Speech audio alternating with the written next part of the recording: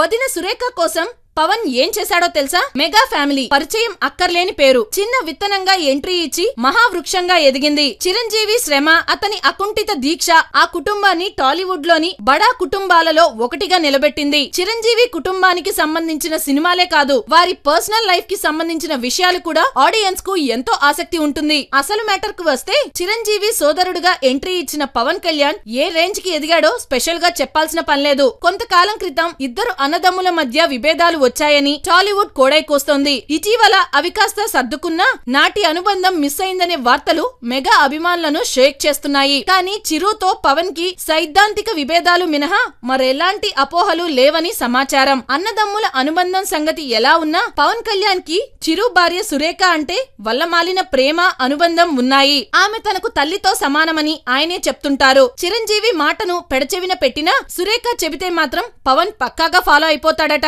అంతటి అనుబంధం, ఆప్యాయత ఉన్నాయి వారిద్దరి మధ్య.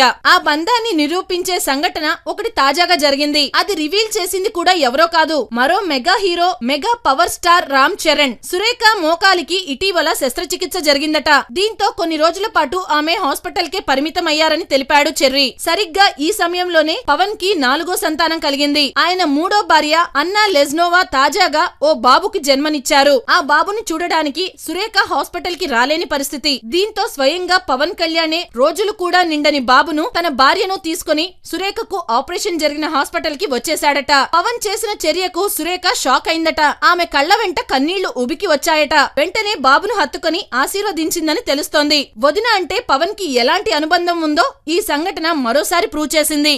హాయ్ ఫ్రెండ్స్, మా టుడే టుమారో యూట్యూబ్ ఛానల్ చూస్తున్నందుకు చాలా థ్యాంక్స్. మరిన్ని లేటెస్ట్ వీడియోస్ కోసం వెంటనే సబ్స్క్రైబ్ చేయండి. అలాగే ఈ బెల్ ని కూడా రింగ్ చేసేయండి. మా నోటిఫికేషన్స్ అన్ని మీ మొబైల్లో వస్తాయి. అలాగే మా వీడియోస్ మీకు నచ్చితే లైక్ చేయండి, షేర్ చేయండి, నచ్చకపోతే కామెంట్ చేయండి.